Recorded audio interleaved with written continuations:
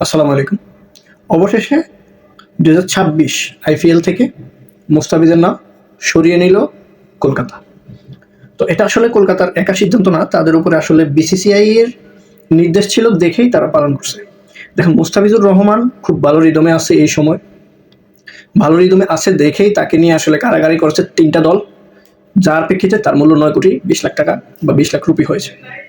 তো মুস্তাফিজকে সাম্প্রতিক ভারত বাংলাদেশ উত্তেজনার ফলে সেই দেশেরই উগ্র কিছু হিন্দুত্ববাদ এবং রাজনৈতিক প্রেক্ষাপটের কারণে এবারে আইপিএল থেকে বাদ দেওয়া হয়েছে।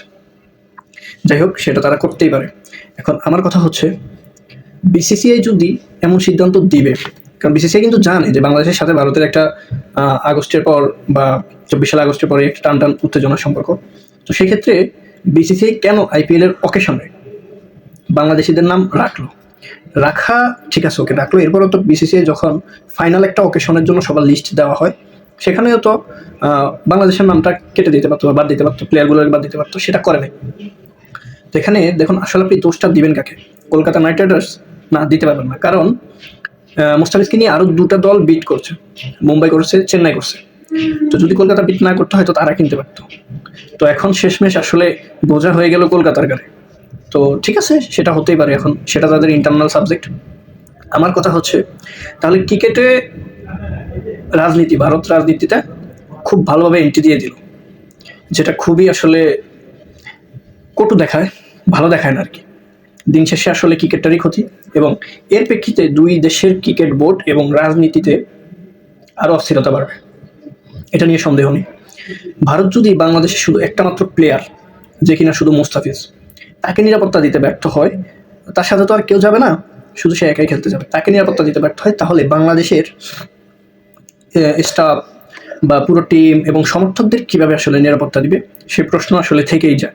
তো সেই প্রশ্নের প্রেক্ষিতে ভারত যদি আমাদের নিরাপত্তা বা আমাদের প্লেয়ার, আমাদের সাপোর্টারদের নিরাপত্তা দিতে না পারে, তাহলে ভারত সেটা সাপ বলে দেয়। তাহলে তারা হচ্ছে ওয়ার্ল্ড কাপ, টি-20 ওয়ার্ল্ড কাপ থেকে বাংলাদেশকে আসলে অনির্দিষ্ট বা আলাদা একটা বেনুতে দিয়ে থাকবে।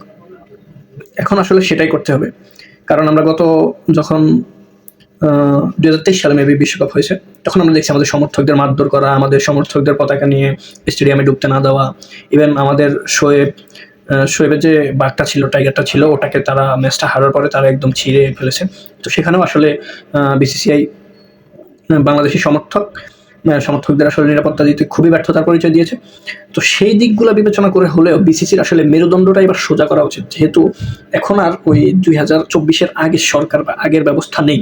সেক্ষেত্রে বিসিবির এবার মেরুদণ্ডটা সোজা করে স্ট্রেট ফরওয়ার্ড সিদ্ধান্তে আসা উচিত, আর সেটাই করেছে। আমার মনে হয় বিসিবি এবার একটা কঠোর সিদ্ধান্তে এসে পৌঁছেছে। তার মেরুদণ্ড সোজা করে আইসিসির কাছে বলেছে যে আমরা এবার বিশ্বকাপটা ইন্ডিয়াতে খেলতে যাব না। যে সিদ্ধান্তকে আমি সেলুট জানাই।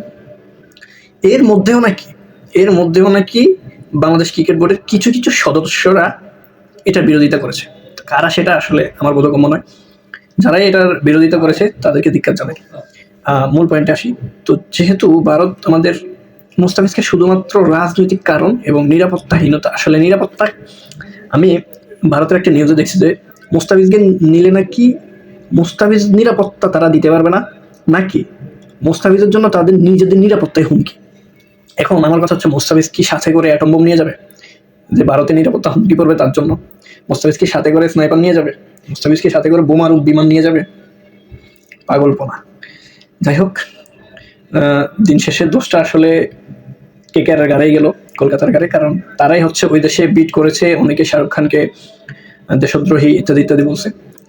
তো শাহরুখ খান যদি একজন ক্রিকেটারকে নেওয়ার পরে দেশদ্রোহী হয়, তাহলে নরেন্দ্র মোদী কি করে শেখ হাসিনাকে নিয়ে বসে আছে এতদিন? তাহলে সে কি দেশদ্রোহী না? প্রশ্ন থেকেই যায়। আর এরপরের কথাটা হচ্ছে, যদি মুস্তাফিজকে নেওয়ার পরে তাদের নিরাপত্তার শঙ্কা হয়, আবার মুস্তাফিজেরও নিরাপত্তা তারা দিতে পারবে না, 2 রকমের কথাই আসছে, তাহলে আমাদের উচিত না সে দেশে গিয়ে আসলে ক্রিকেট খেলা। আমরা প্রয়োজনে এই বছর বিশ্বকাপ খেলবো না, এরপরও বাংলাদেশের মেরুদণ্ড সোজা রেখে উচিত জবাব দিতে হবে। তারা যেন ভারতে গিয়ে ক্রিকেট না খেলে, আমাদের জন্য যদি আলাদা কান্ট্রিতে শ্রীলঙ্কায়, পাকিস্তানের মতো ভেন্যু দিতে পারে, তাহলে ক্রিকেট খেলা উচিত। না হলে এই 2026-এর টি-20 বিশ্বকাপ খেলা উচিত না।